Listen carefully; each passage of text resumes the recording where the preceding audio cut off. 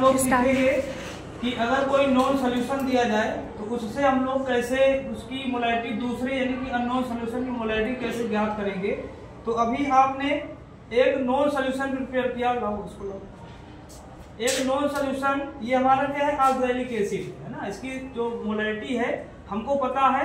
अब हम आपको ये हमारा क्या है अननोन सॉल्यूशन है, इसकी मोलैरिटी आपको निकालना है। किसका यूज करके, इन दोनों को यूज करके हमको इसकी मोलैरिटी क्या करना है, निकालना है। तो सबसे पहले हमको क्या करना पड़ेगा, जो अननोन सॉल्यूशन यानी कि जिसकी मोलैरिटी हमको निकालना होगा, जैसे हमको ये क्या है हमारा सोडियम हाइड्रोक्साइड है, इसकी मोलैरिटी हमको फाइंड आउट करना है। इसकी मोलैरिटी फाइंड आउट करने के लिए सबसे पहले हमको रिक्वायरमेंट होगी किसकी, ब्यूरेट की जो है रिक्वायरमेंट होगी। ये हमारा क्या होता है, ब्यूरेट होता है।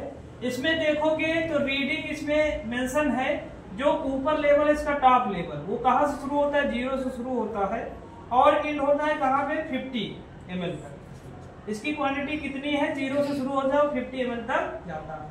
अब क्या करना है, जिस भी अननोन सॉल्यूशन की हमको मोलैरिटी फाइंड आउट करनी होती है, उस सॉल्यूशन को हम इसमें क्या करते हैं, फिल कर लेते हैं। फिल करने से पहले हमको कुछ प्रिकॉशंस है जो ध्यान रखने होते हैं। जो भी सॉल्यूशन को फिल करना होगा उसको हम पहले क्या करेंगे, 2-3 बार इसमें भर के थोड़ा थोड़ा इसको रिंस करेंगे।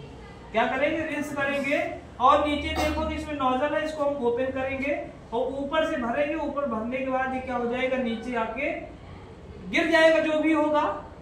इसलिए 2-3 बार रिंस करेंगे क्योंकि कुछ बबल्स होंगी। अगर बबल्स होंगी तो हमारा जो ये वॉल्यूम होगा वो घट सकता है, क्योंकि बबल्स की वजह से वॉल्यूम क्या हो जाएगा, घट जाएगा।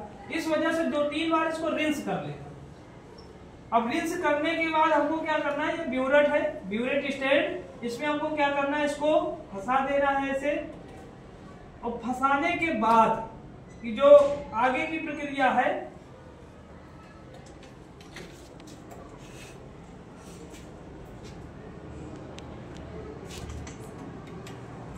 ऐसे इसको क्या करना है, इसमें बाइंड कर देना है।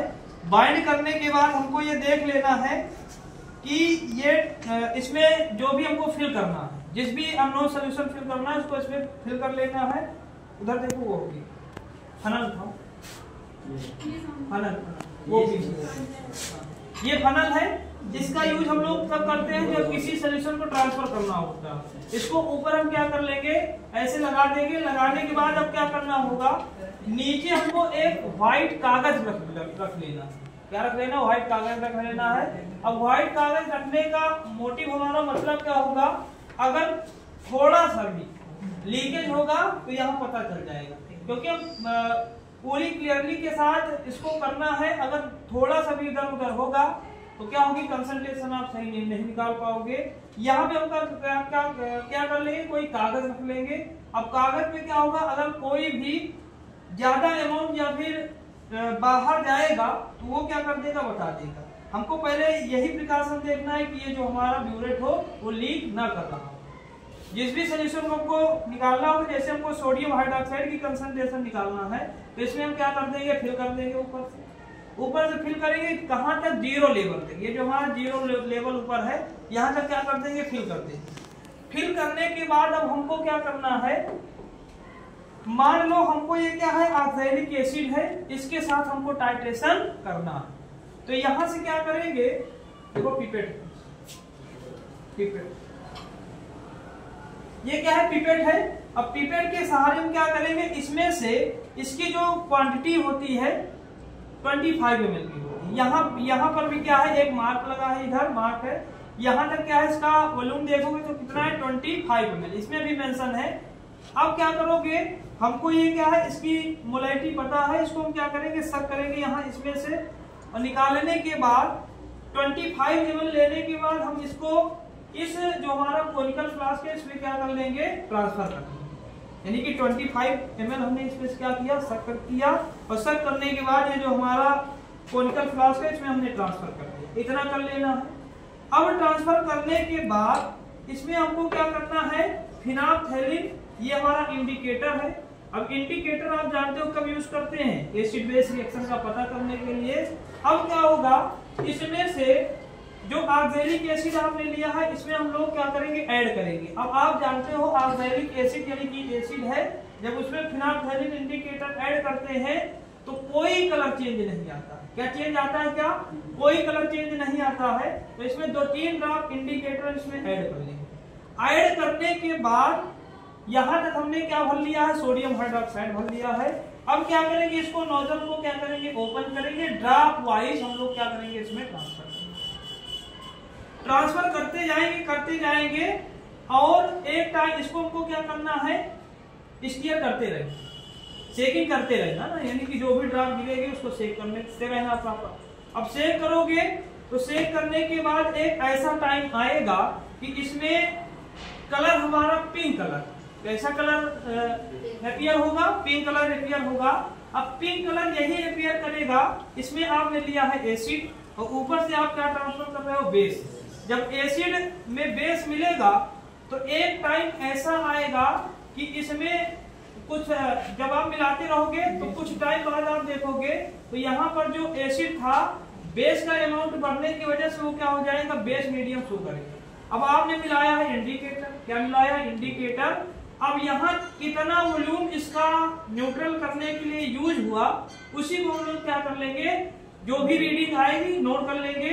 और कब नोट करना है, जब इसमें pink colour, light pink colour आ जाएगा तब आपको क्या करना है, स्टॉप कर देना, रीडिंग नोट कर देना। वही क्या हो जाएगी, इसकी वॉल्यूम हो जाएगा, यानी कि कितना वॉल्यूम एसिड को न्यूट्रल करने के लिए यूज हुआ।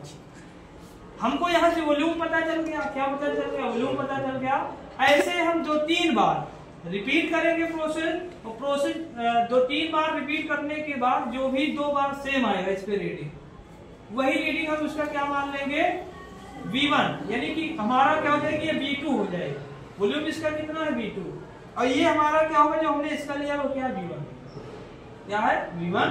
अब हमको पता है फार्मूला क्या पता होता है, यहाँ पे फार्मूला आपको पता होता है कि M1 V1 = M2 V2।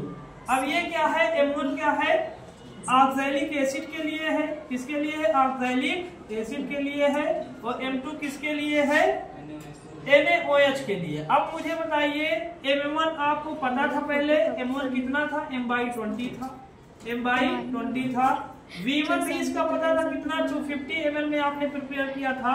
और इसका V2 कैसे लोगे, जो इसमें आएगा उसी का हम लोग क्या ले लेंगे, एवरेज। 2-3 बार निकाल के हमको क्या मिल जाएगा, V2 मिल जाएगा। अब V2 मान लो x ml मिलता है तो यहाँ पे हम वैल्यू रख लेंगे।